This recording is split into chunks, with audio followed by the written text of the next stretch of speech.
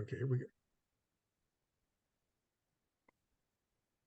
Welcome to our podcast, LeadX, leading by example in the world stuttering community. Today we have with us Dr. Lee Reeves. Lee, thank you for taking your time to share your wisdom with us today. You bet. Always glad to be with you, Tom. It's great to see you. So the first question is, please lay out your roles in the stuttering community and what led to each. Well, I guess I would need to start at the beginning, which was my first introduction or exposure to the concept of self-help when I was in high school. I was very fortunate to have been in Washington, D.C. in my high school years and was introduced to the National Council of Adult Stutterers back in 1966. It had just formed in 64, 65, I think. So that this whole national concept of self-help was taking hold. So that was my exposure. And I just went to a couple of meetings before I graduated from high school. But that idea of coming together with other people who stuttered, I was the youngest guy. I was in high school, and I'd never even seen an adult who stuttered before or heard one. And I was very impressed that there was an engineer and an attorney and homemakers. I mean, there was a group of people there from all walks of life, and some of them actually stuttered more severely than I did, that I didn't think it was possible at that time. And on the other side of that, there were folks that were getting by very well, even though they stuttered. So that kind of planted a seed in me. And so when I got to college and finally found the right therapist and the right therapy, one of the things that we did together was to start a self-help group. So I started my first self-help group around 1971, 72, probably 71. And it was interesting. You just sort of flew by the seat of your pants trying to get the concept of what I had seen up in Washington. And it was just a small community and university group of folks. And what I found was it was very helpful, not only to me and my therapy and just beginning to accept myself as a person who stutters, but it was helpful to other people. And I think we fed off of each other. I certainly got a lot out of it.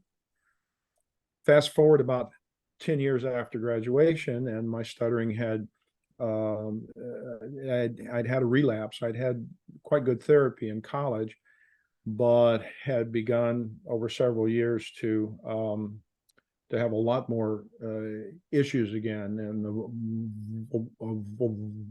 avoidance behaviors, and my stuttering really began to come back with a vengeance. So out of my frustration of looking for help again, long and the short of it is I ended up going to one of the universities in the area and being introduced to one of the research scientists there who did research in stuttering, and she helped, with the help of her and a graduate student, started my second self-help group in about 1982. We called it the Dallas Council of Adult Stutterers, named after the one in Washington.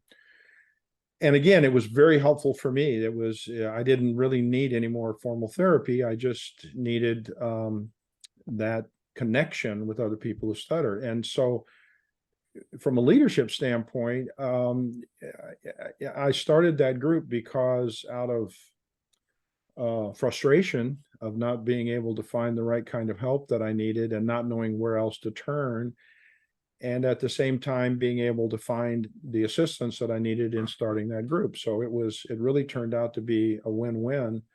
And it not only was helpful for my, from a therapeutic standpoint for me, but also learning how to establish and organize and promote another group, which was really quite successful for several years.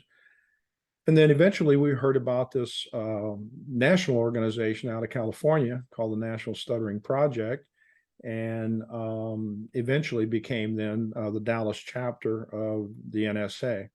So that was my sort of first involvement in the stuttering community. And then I was excited about being able to advance our cause. So I became a board member of the NSP for a short term, and then my term expired. I went off the board for a while, and then came back in 1997 and became the chairman of the board for 6 years, and have continued to be sort of arm's length involved in the stuttering community ever since.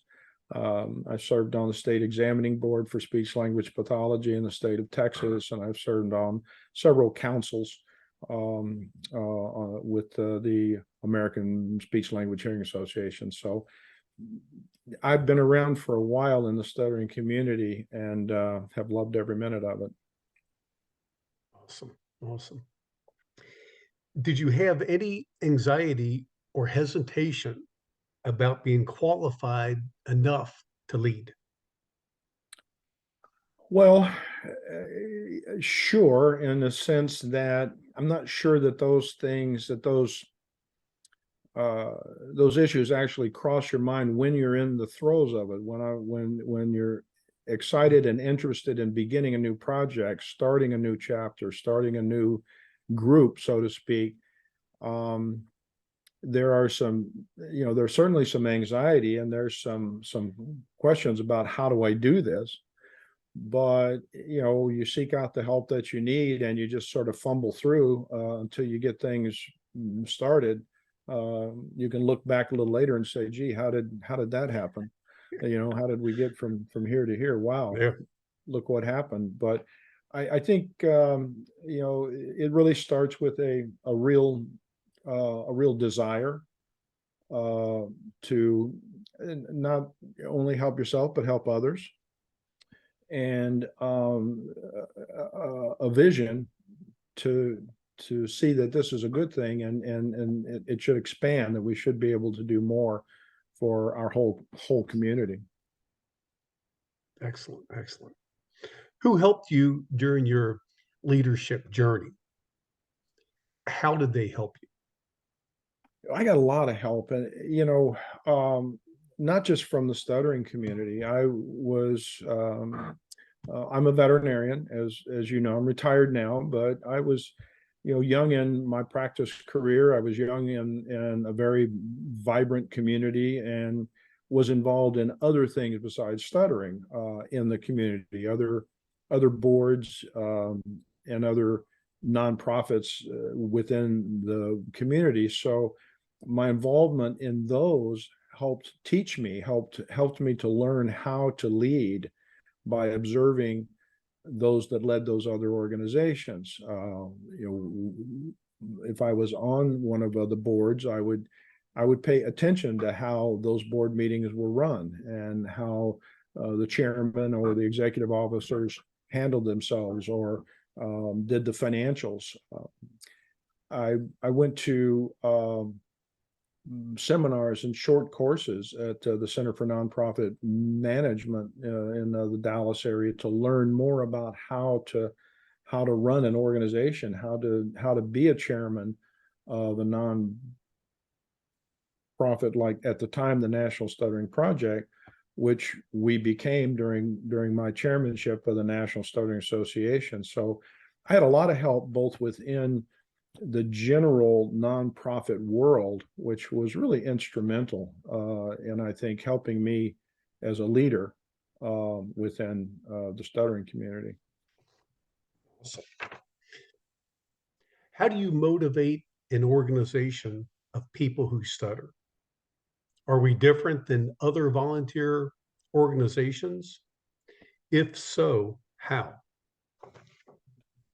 I don't think we're much different than other nonprofit organizations, other than the fact that we stutter, and that's our issue. There are other nonprofit organizations that have other causes or other callings, and I think they they face the similar, very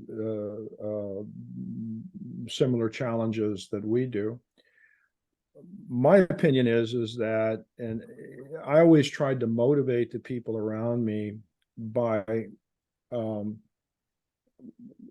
talking about hope and by showing hope for the future, and to helping to, or trying to dispel this idea that we are victims and that we can be survivors, and that we not only can survive but we can thrive. And by holding out that idea of hope and being as positive as I could and surrounding other people.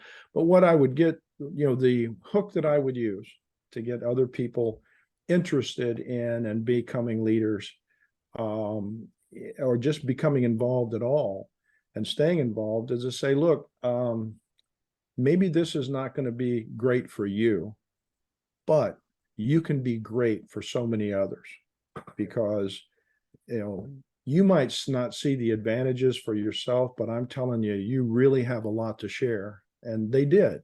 Everybody does. And by turning the idea of what can I get out of it to what can I give to others, how can I help, was the best tool that I had. It was the best arrow that I had in my quiver, and it almost always worked. Awesome. Awesome. What qualities or personality traits did you look for when assembling your team? Well, that's a great question, because we can't do these things by ourselves. And if we're going to be leading an organization or even a self-help group, just a smaller group, we can't do it alone, nor should we.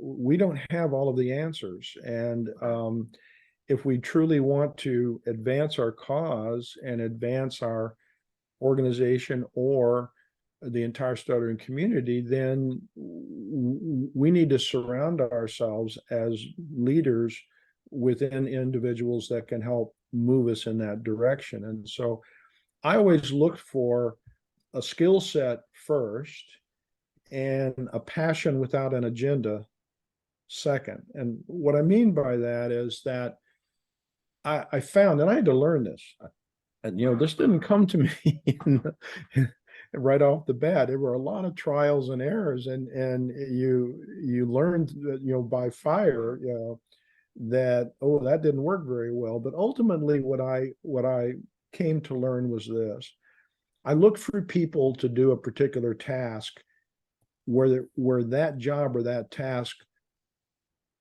was not an issue for them. In other words, it was just an extension of what they might be doing in their non-volunteer life. An example would be, if I needed a treasurer, for example, then I'm going to look for an accountant or a CPA or someone who has done that or is doing that in their real-time job. Because then to manage the resources or the treasury for our small or our larger organization, then would be a no-brainer for them. It's very simple. They don't have to learn that skill. If they recruited me to be the secretary, they'd be in big trouble. Because I'm not a good writer and a good detail. I mean, I listen and I take things in, but I'm not a good documenter of those kinds of things. And so I looked for folks that had a skill set that we needed on the board or in the organization. And then I sought those individuals out. And of course, I wanted people that were motivated, that were interested in what we were doing. And, if I could, I would avoid folks that had a particular agenda in mind that they wanted to drive, that might be more personal than it would be for the entire community. And so those are the two things that I really look for, was a skill set and interest in helping, hopefully having a passion and not having an agenda that they were trying to drive. home. Great point. How do you or did you resolve conflicts within your organization? Well, conflict is inevitable with any organization.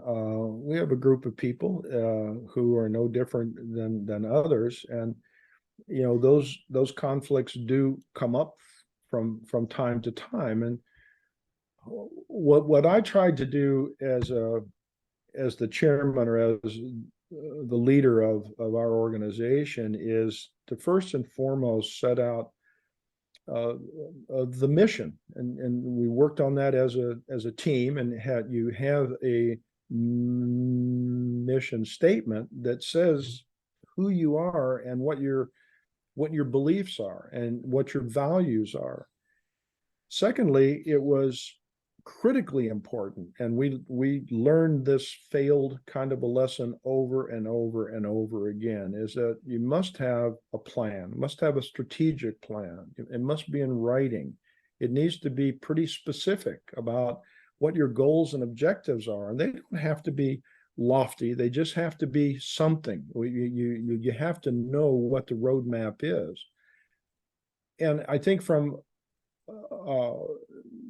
folks that are serving on the board, I think one of the other really critical things that has to be done is that the jobs that you're asking people to do need to be defined fairly clearly. They need to know what we're asking them to do, and frankly, they need to tell us as time goes along.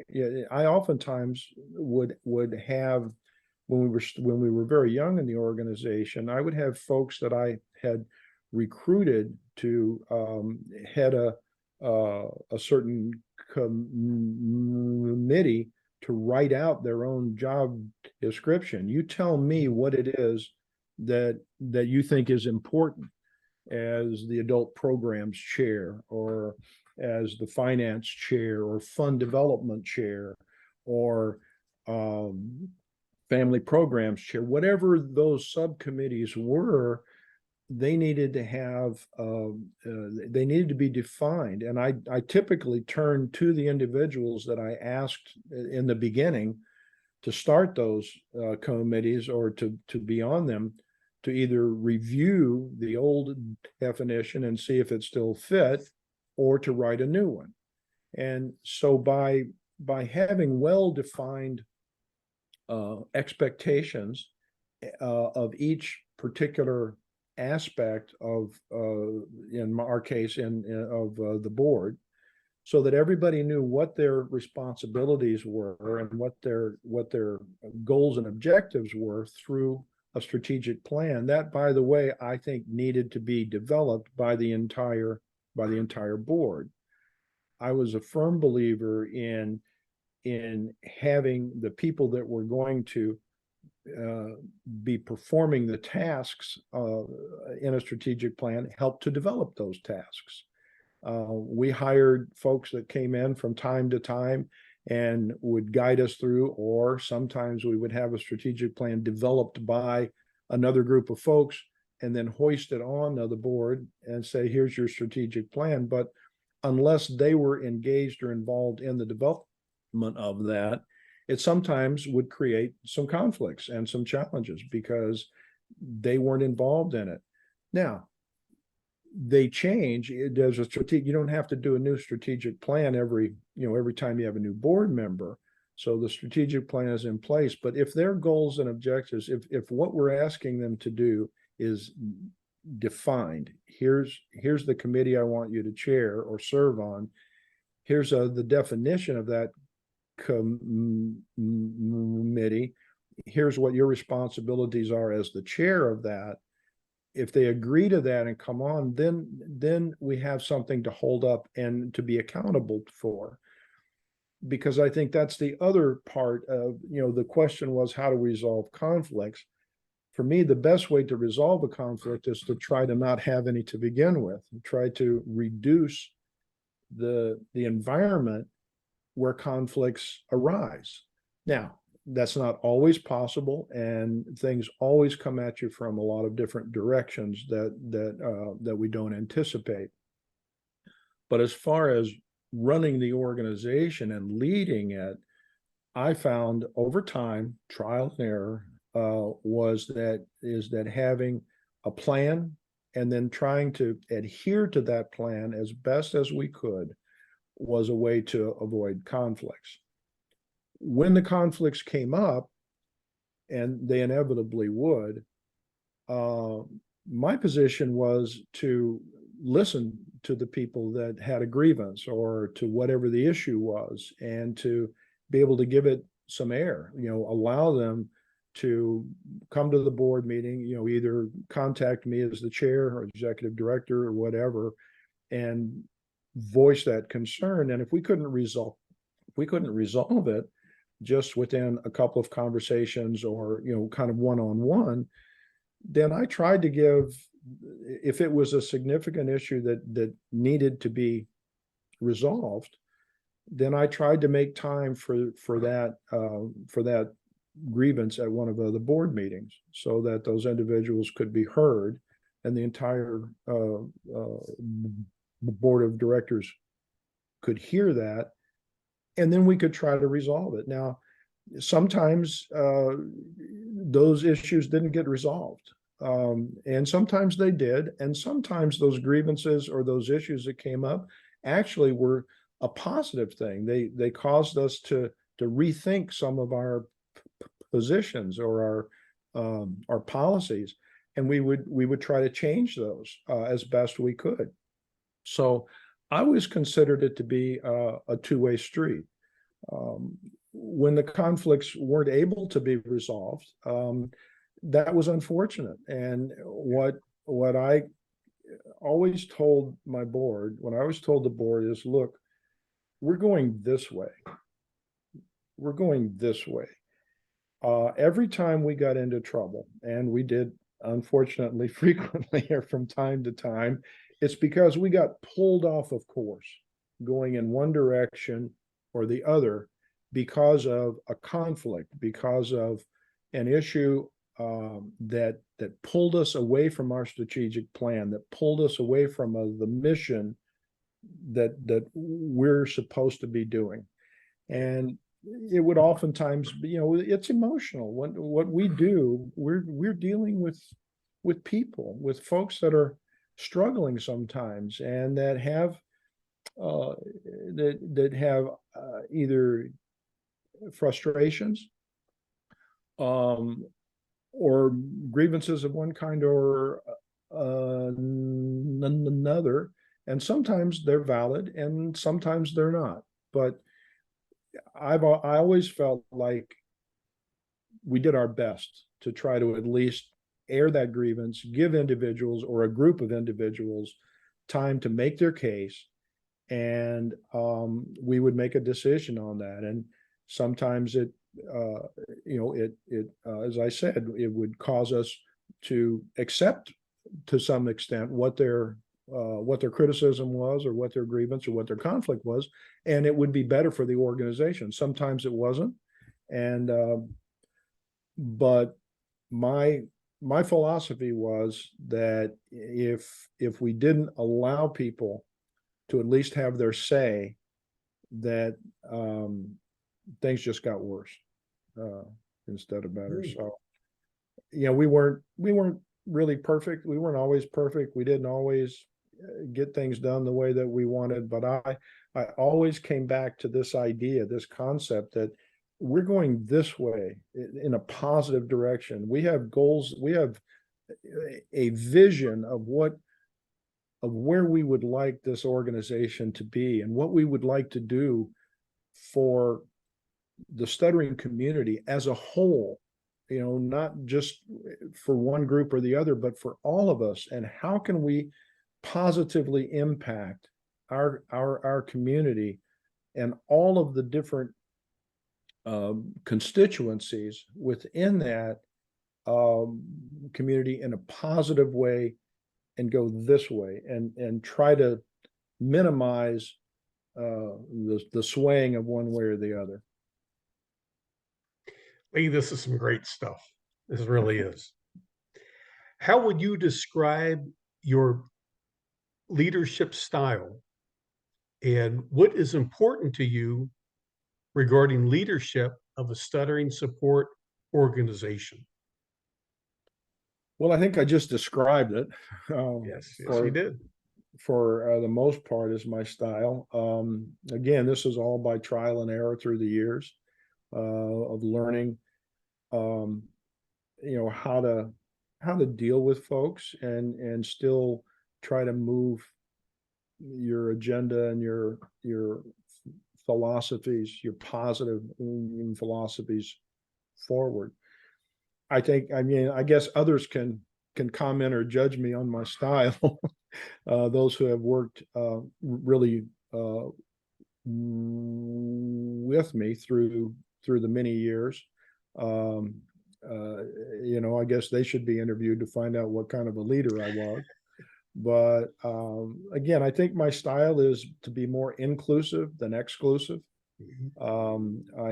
I have tried not to be cliquish or to stay within a small group, although you have to have a small group to make decisions. One of the things that I used to say, that I used to tell my board, and I used to tell the folks that would have issues with us, is that the people that show up get to make the decisions. And Wow. uh, Yeah. if you have an idea, or you want to bring something, or you want to you want to move something forward, or you want to present something, or you have you don't particularly care for what's happening right now, whatever that is, you have to show up, uh, and then not just complain, but you have to show up and be willing to help with the solution, not be part of the problem. And so in the end point, again, trying to listen to everyone and take all of the issues, both positive and negative and in between, and there are a lot of positive things. When I say, folks, when we talked about the grievances or conflicts, those they got a lot of press oftentimes, but it wasn't what we spent the majority of our time on. We spent the majority of our time on really good, positive things, positive work that folks were really doing. And again, I always try to reinforce into my board that those that get to make the decisions are the ones that show up. And if you don't care for the decisions, come show up. And so I think that was my style. Um, I tried to stay on task. I'm sort of a task minded guy. And so I don't know. As I said, I think others would probably be a better judge of my leadership style than me. Gotcha. Gotcha. Okay. Um, have you experienced competition from peers within the organization? How did you handle this? No, I don't. I don't think I ever considered competition within the organization. At least from my perspective. I mean, I thought I got along pretty well with most folks, and there. Uh, I didn't feel like there was competition because I didn't feel like I owned anything. You Uh, know, I think one of the most important things that I believed then and I believe now is that none of us owns these organizations. I didn't own my local chapter. I didn't own the NSP or the NSA, or we don't own these things. We're privileged to be able to serve in a capacity that hopefully moves our cause forward, and to be able to help in some way those that we have direct contact with. And I mean, I still go to my local chapter meetings, and I haven't been the leader of that for 25 years or more. Wow. Uh, but I still go to them when I can because I get so much out of it.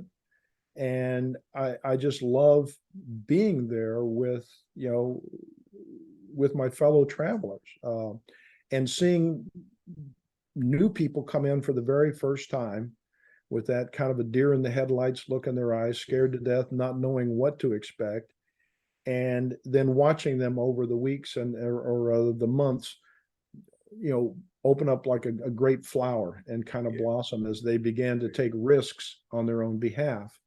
And I don't have to lead that. I don't have to direct that. I don't direct it. It's just being part of the process. And I think that's what I think is important. I never felt that I was being challenged, for my position or, by others. I actually welcomed, uh, if someone were challenging me, for example, to be the chair, that meant to me to some extent that they've got some skills, I mean, and hopefully you'd sort of groom them along the way, to do that. But I don't know. I don't think I ever felt challenged. I mean, we were all of us in the communities, regardless of the organizations that we represented, we didn't see things the same way oftentimes, uh, because we our visions and our ability to move toward that kind of a vision were really different. Yeah. Um, all of them were, and so no, I don't think I ever felt that challenged. What should a person focus on when seeking leadership roles? That's a great question. I'll say that when and I used to get this question quite a bit when I was giving a lot of talks around the country to speech pathologists and to schools and to parents, other groups, other nonprofit, other things. Back in the day when I was much more active, I would get sometimes people come up and say, "I want to do what you do. I want to be able. I want to give that talk. I want to." And what I always what my comment to them was almost always terrific. That's exciting. Love for you to do it. You need to learn how to pick up the trash. And they would look at me as I would somebody saying that to me and say, "Well, what do you mean?" And so I would share with them the story, my story. When I was young and in the community, this has nothing to do with really stuttering or the stuttering community, but it has to do with being involved, getting involved in something. When I was young, I just opened my practice in the community and wanted to get more involved in the community. I would go to an event or two that was being sponsored by one nonprofit or the other. And I didn't know any of the leaders. I didn't know anybody in town. But what I would do is that when the event was over, I would hang around and help clean up. I would just hang around till things were done because you always needed help. They always needed help cleaning up. Yeah.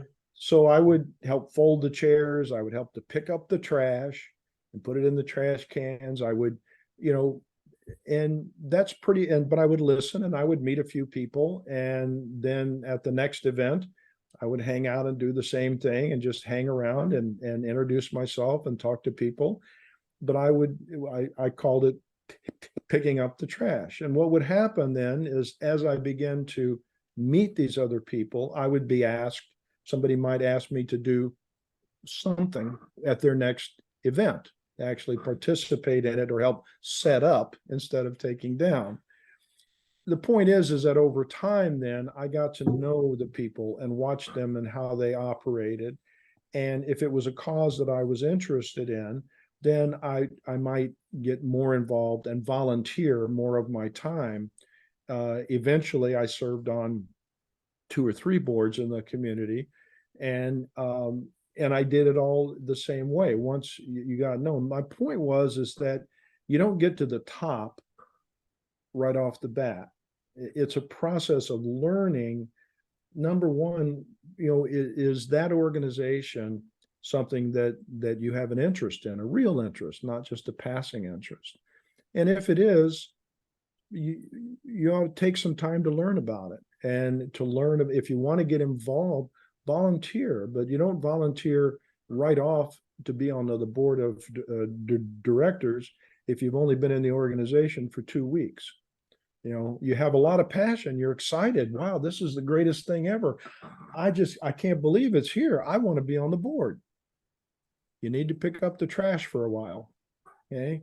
And once you do that, and if your passion is still there, and if you still have a skill set and you still want to be involved in some capacity, there will be a place. And you'll volunteer for one thing or another, and you will move up, you will move into that organization just by showing up. You have to show up, because the people that show up get to make the decisions. And if you start out by kind of picking up the trash, meaning you get to know the people, you get to know the organization, you get to know how it works and how it functions, ask questions, come to board meetings as just an attendant, sit in the audience. They're open. And then you move on up. So that's the advice that I give to folks that want to get involved. As I say, terrific. This is exciting. We need involvement. We need new blood. We need new ideas and new folks. Have you considered picking up the trash? Show up and pick up the trash. Awesome. Awesome. Yeah. How do you keep a positive climate in your organization? By being positive.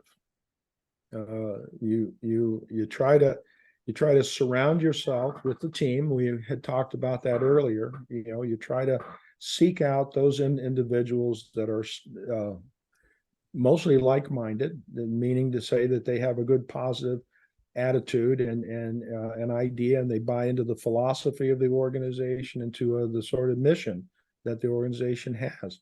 And you surround yourself with those kind of folks that not only share the philosophy of the organization, but have some ideas of their own for how things might get a little better. And if you surround yourself with co-workers, folks that we all help together to move the organization this way, in a positive way, then it'll stay positive. Then the association, the organization will generally stay very positive, and you're much more able then to handle or manage whatever conflicts may come up. If you have a good team around you, and you have a good support system, and you have folks that are in it for the right reasons, not in them for themselves. I remember I learned this lesson before we became the NSA, or when I had my group here in the Dallas area in the mid '80s. Somewhere during that time period, probably close to the time that we became an NSP chapter, I had been leading the group for about 5 or 6 years. Had been the major facilitator. We had a system of how we ran our meetings. I didn't do the meetings, but we had a system of allowing others within the group to lead the meeting, but still I was sort of the ramrod. And what I noticed after 5 or 6 years, and we had a quite large group, 30 or 40 folks at a meeting, but there was a group of people who I had been watching for a long time, who had really made just incredible changes in their life, and were just kind of busting at the seams to spread that word and to do more. And it struck me one night that if I didn't get out of the way, if I didn't get out of the way, they were going to, over time, they were going to lose interest because they had gone as far as this structure would allow them to go. They were helping other people, were doing fine, but I sensed that they had more to give. And that's when I made the decision to step down as the facilitator or the leader of my of the local chapter and say, look, it's time for somebody else to take this over. And that's when guys like Russ Hicks and Joseph Diaz and others stepped up and began one by one taking over those leadership roles. And it was a pattern that we continue to keep to this day within our local chapter, is that we encourage new leadership. We allow, we want people to come on and be able to expand and explore and reach their full potential, and then hand it off to somebody else who is at that point. It's part of what I said about why I still love going to the local chapter meetings, because there is a young lady now that is poised to take over running our chapter that 5 years ago, boy, she's a loose cannon. This is I wouldn't have thought 5 years ago that she would have matured or been to the point of being able to manage, and she's terrific at leading. And that was a process. But you have to get out of the way then and allow her or allow him, allow that individual to take the next steps. That's what self-help is all about. That's what volunteerism is about. That's what our movement has to be about, is having leaders, developing leaders, and then allowing those new leaders to take off and spread their wings, and to try not to restrict them too much or to keep trying to put your hands back in it. Being able to be there as a resource if they want and if they ask, but you got to get out of the way and let others take up that mantra, or in my opinion, the organizations or the movement begins to decline because it gets stale. And you have one mind, one individual, or one group of individuals that just have a certain philosophy and a certain way of doing things. And after a while, that gets old. It was such a great point. Such a great point. All right, here we go. What mistakes have you made along the way, and how would you have done it differently? Boy, you have an hour. You have another hour. Tom, I've made a lot of mistakes. Yeah. I've made a lot of mistakes in learning how to be a leader. In learning how to let others, how to manage things, and there's probably not a mistake that can be made by a leader in a non-profit organization that I haven't made. There have been times when I've not been as open as I just said I like to be, where I've not been as engaging or as encouraging to some who would offer conflict, as I would like to have been.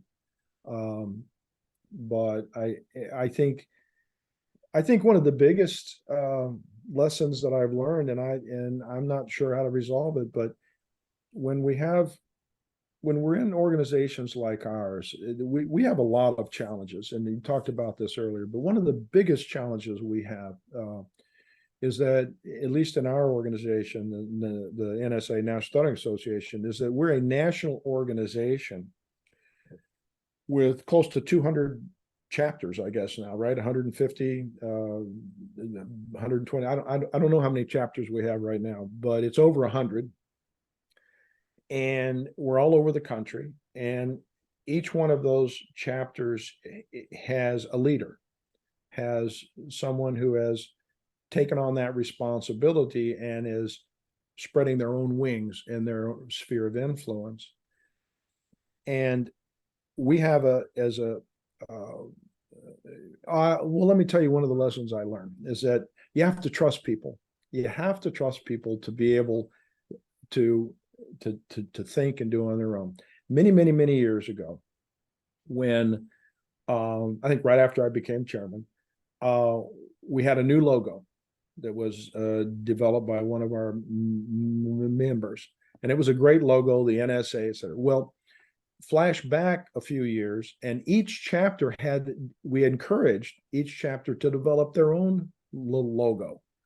So a lot of chapters had gone to a great deal of effort to designing their local chapter little logo and have their own entity. And we did in really Dallas, and we had our own checking account, where we would collect some money from time to time to have parties, things like that.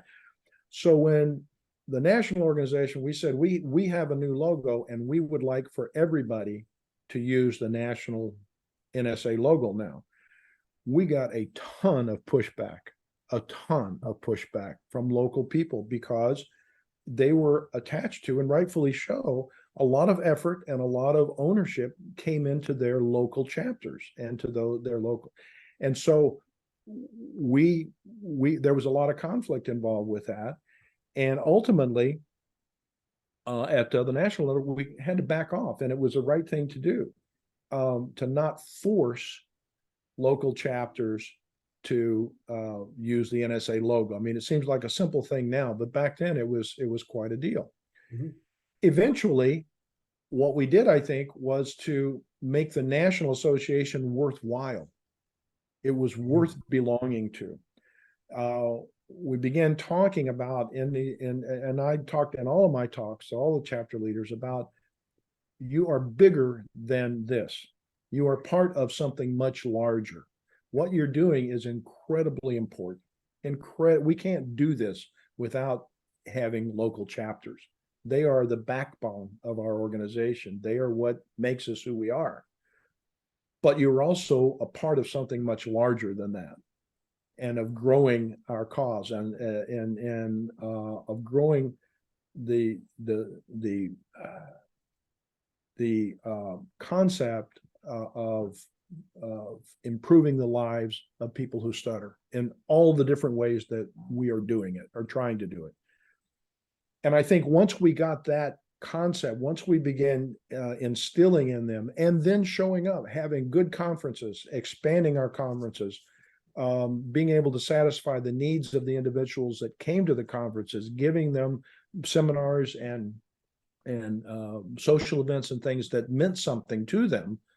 I think gradually, nationally, most chapters then on their own dropped their local logos and started using the NSA national logo. It could be, the Dallas chapter of the NSA, the San Diego chapter of the NSA. All that was great, and they would have San Diego or Dallas across it, but it was the NSA, not just the really local chapter. So that was one thing that I think where we sort of made some mistakes, or that we resolved some conflict. We had a chapter one time that was made up of a large number of those within that chapter had been to a particular therapy program, and they began using the NSA monthly meetings as a practice session for that particular philosophy and strategy that they had come out of. But not everybody in the chapter had gone to that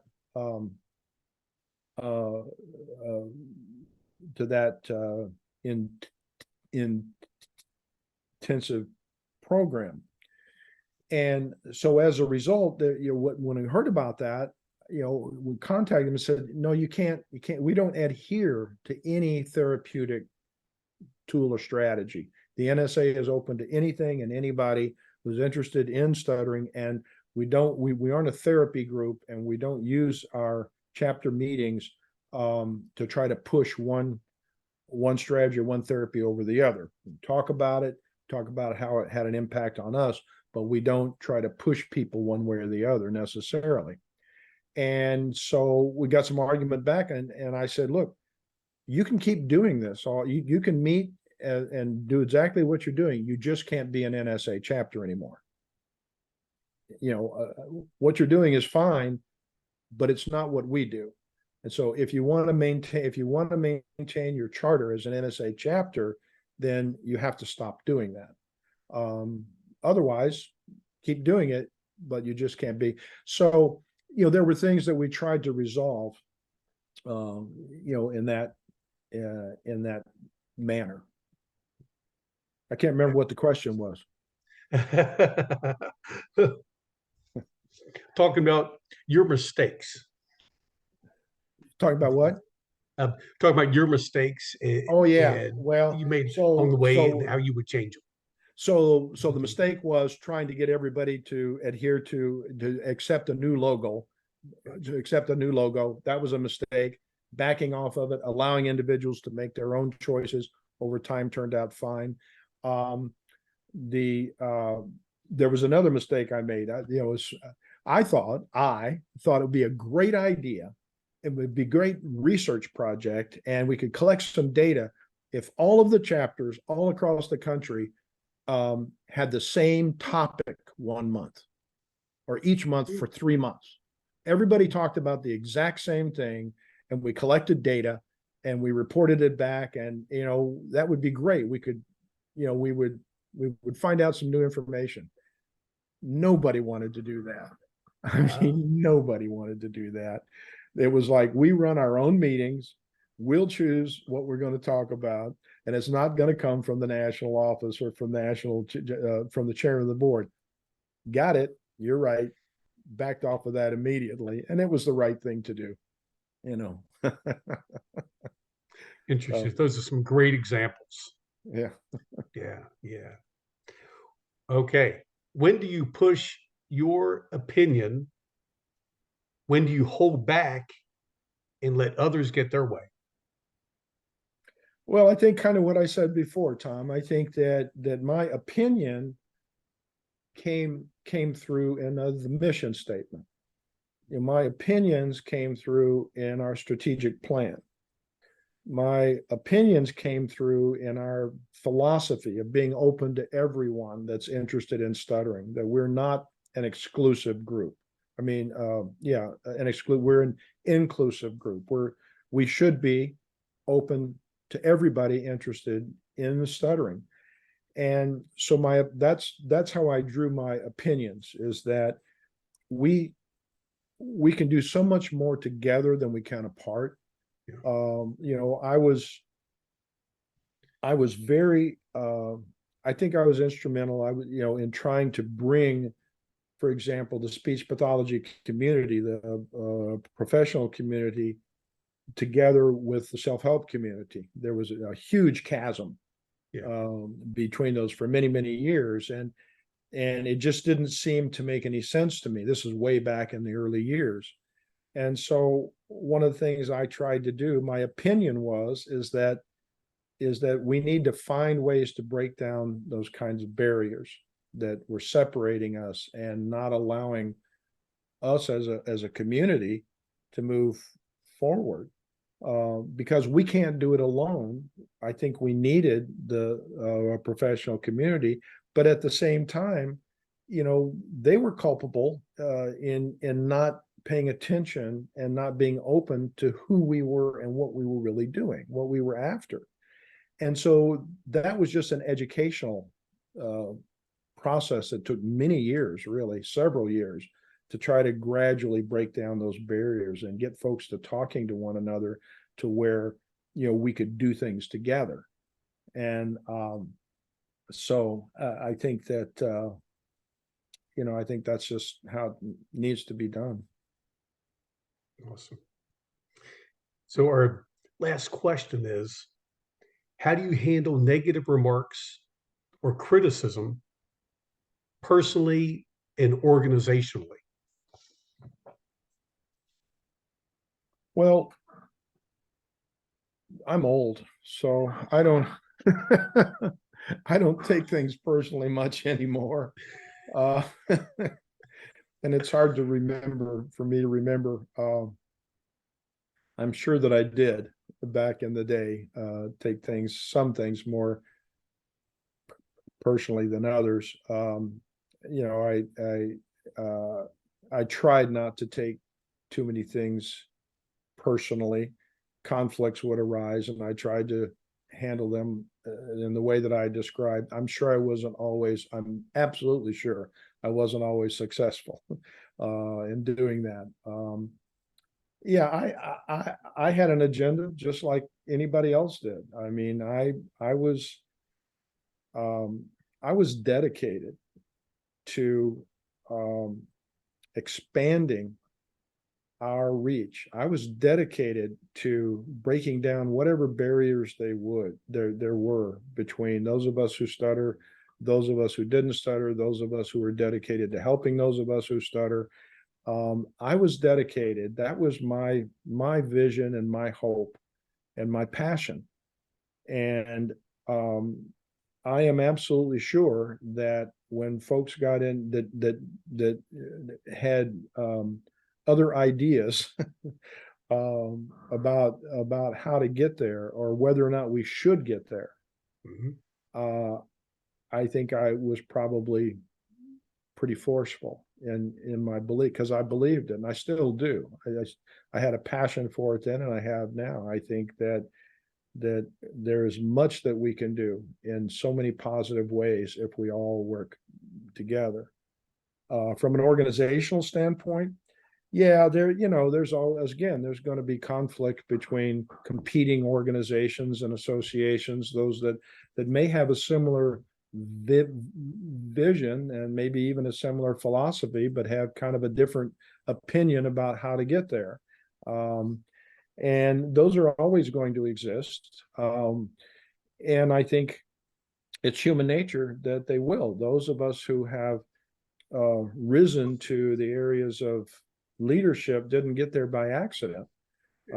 We got to positions of leadership because we desired it, because there was something that we saw that we wanted to try to achieve. And others have that similar passion and in their own arenas of where they want to achieve. And so it's inevitable that there's going to be conflict. There's a finite amount of money for us to compete over, because it takes resources and not just financial resources, but talent resources.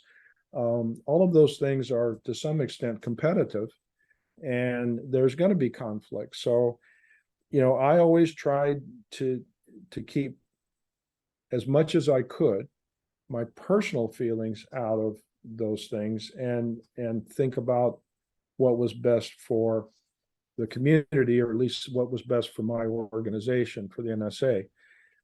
Again, I'm not really perfect, and I'm sure I was not always successful in being very benevolent, but I tried, and I'm still trying. I still think that it makes no sense for we're a very splintered community, always have been, and I guess we always will be. Where our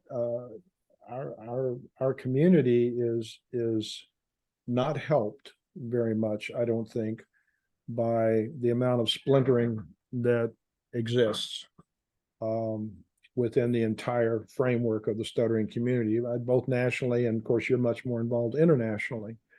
But I don't know how to resolve that. I spent, my volunteer years trying to resolve that and was never able to do it. And so I'm not sure if that will ever get resolved, but I do think that that we could do more together than we're doing apart. And if we take the best ideas of others and are able to incorporate them and find ways to allow people that a space, allow or folks a space to thrive, I think we would all be better off. But I don't. They're probably saying the same thing about me, so I don't know. I don't have an answer to that, but I wish we weren't as splintered as we are. So, what final words of wisdom do you have for our up and coming leaders? Yeah, you know what?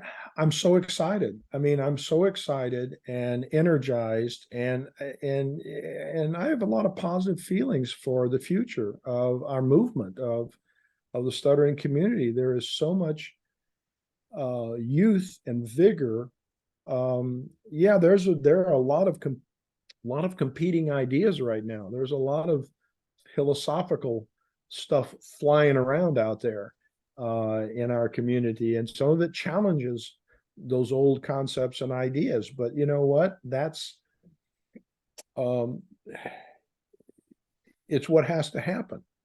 And so I think for the up and coming leaders that are either waiting in the wings or are sort of trying to sort of bust out at the seams to get on the scene and to do things. I think the best advice I can do is to keep an open mind, is to try to look at our community as a whole, not as one faction or another faction or one belief system or another belief system, but try to look at us all and say, look, some things work for some people and other things work for other people. And if we stay in one camp and say, you know, this is the only way, we aren't helping ourselves. Um, I've been around long enough now to know that something seems to be beneficial to someone at some point at some time. And I can't deny the fact that someone talks to me and says, this worked for me and I'm happy with it. I accept that wholeheartedly today. 30 years ago, I might have argued and said, no, I don't believe my eyes or my ears. I guess my point is that I think the best advice I can give to young leaders is lead, is learn, stay open, learn about leadership, read about leadership, go to courses. There are nonprofit centers all over the country. I expect all over the world. Go and learn not just about stuttering, but learn about leadership in general. Learn about nonprofit organizations. There's a wealth of knowledge, and then you can incorporate that into your passion for the future. And I'm very optimistic about it, and I think that I think we have a lot of good things to come, and I'm just grateful to have been able to play whatever role that I had in the past. Dr. Lee Reeves, Leadership Gold. Thank you for all this wisdom today. I just several things have really stuck with me. Like, you got to show up, pick up the trash. I've never heard those phrases from you before. So I really appreciate you taking the time to share your wisdom Well, thanks today. for the Thank you very much. opportunity. Thanks for the opportunity, Tom. And I think this series that you're doing is going to be vitally important to those who are going to be leading in the future. And thanks for the idea, and thanks for asking me to participate. It's been a pleasure. Well, best wishes for continued success, Lee. You're a true icon. Thank you for everything that you've done and everything that you continue to do. Thank you, Tom. All right.